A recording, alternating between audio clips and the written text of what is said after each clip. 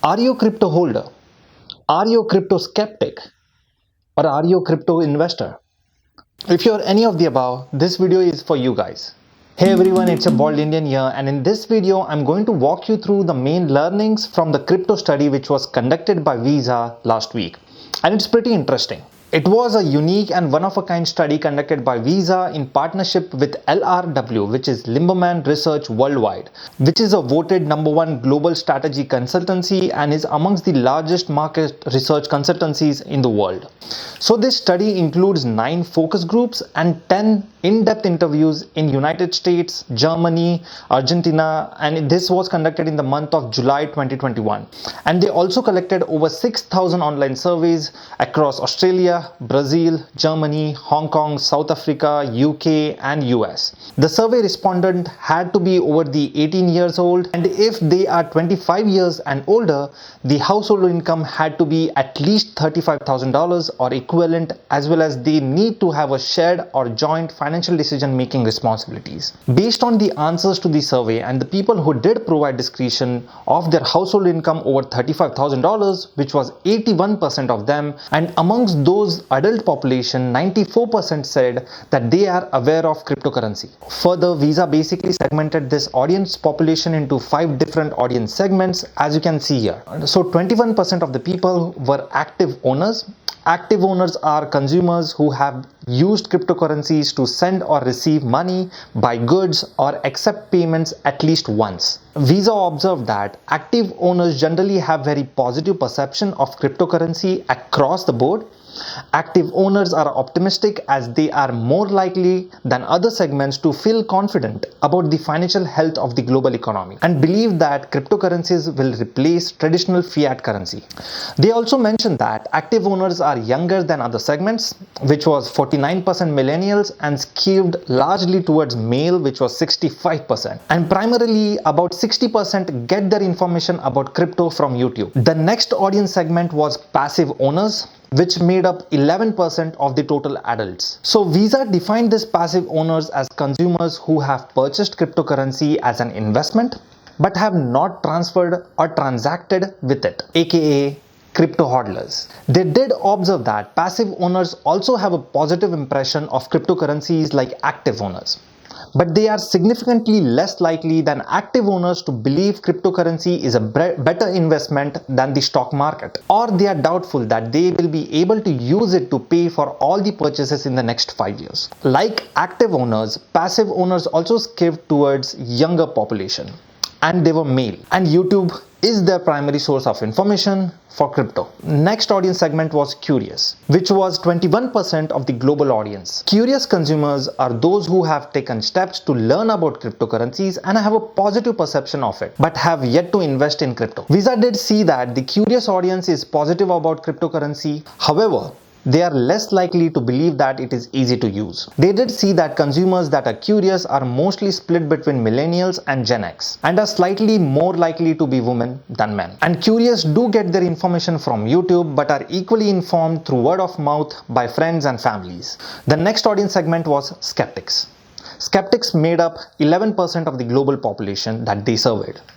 Visa defined skeptics as consumers that have taken steps to learn about cryptocurrencies but haven't purchased any and only have negative perception of it. By demographics, skeptics skew older than the curious consumers and are more likely to be boomers. Skeptics are equally split between men and women, and their most frequent source of information about crypto are the word of mouth and news websites. The next audience segment was unengaged, which made up 37% of the global adult population. Unengaged consumers have done no research into cryptocurrency and have no particular interest in crypto in general. Similarly to skeptics, the unengaged are older than the other segments and are most likely to be in the boomer generation. They are the most likely segment to be female and are more likely to hear about cryptocurrencies watching television or from friends and family than any other single source. Visa also concluded with 5 demographic indicators of consumers who are engaged with crypto. Number 1, crypto engagement skews male. Almost 2 in 3 consumers who have transacted with cryptocurrencies are men, while a strong majority of completely unengaged consumers are women. Number 2,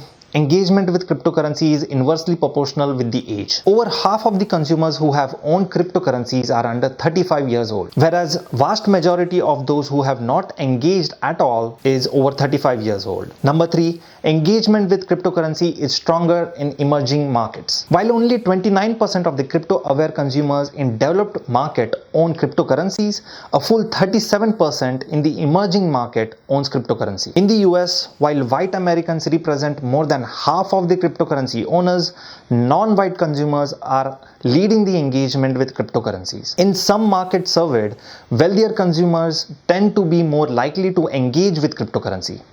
For example, the majority of the owners in Australia have the household income over $100,000 compared to just over a third of the non-crypto owners. Further, Visa also provided what are 3 key drivers which help to engage in cryptocurrencies. Number 1, being part of the financial way of the future. Consumers who have already owned cryptocurrencies are most likely to indicate that they are motivated to participate because it's the financial way of the future, which were 42% of the owners. Number 2, an opportunity to build wealth and diversify investments.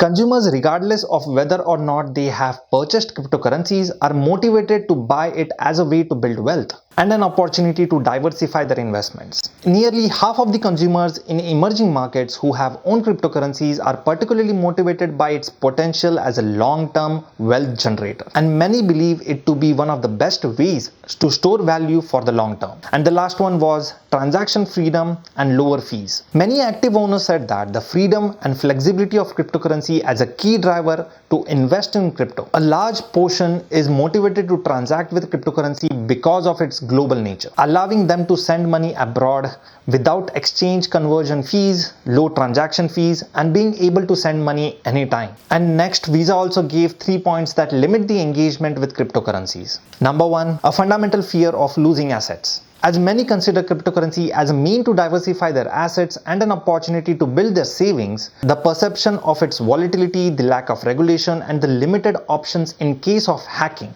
or stealing increases the risk of investment. Number 2, steep learning curve. Over half of the consumers who are yet to own crypto say that there is a steep learning curve as a reason why they are not yet invested in crypto. Curious consumers who have favorable attitude towards cryptocurrency but do not yet own it are less likely to believe cryptocurrency is easy to use compared to the active and passive owners. And the last one was negative perception of the environmental impact of cryptocurrencies. Approximately 1/5 of the consumers believe that cryptocurrency is bad for the environment, a perception that is held significantly more strongly by consumers in developed market than emerging market. Alright, so these were some hot takes from Visa's The Crypto Phenomenon study. I will say I did skip quite a few points like a role of financial institution in crypto-linked credit cards, crypto reward programs, and future of crypto. But instead, I only covered the points which I found interesting. I will make sure to include the link to the PDF study as well as some good resources that you can look at. That being said, please drop a like if I provided any value to you today, and please let me know in the comment section below what do you think of crypto in general. I recently uploaded a video around ETFs and the ETFs that you should consider to buy around inflation. I'll link it in the description below. And if you're curious about what did Cathie Wood buy in this last 2 weeks, I recently uploaded a video around that as well, so you can check it out in the description below. But that's it for today guys, and see you in the next one.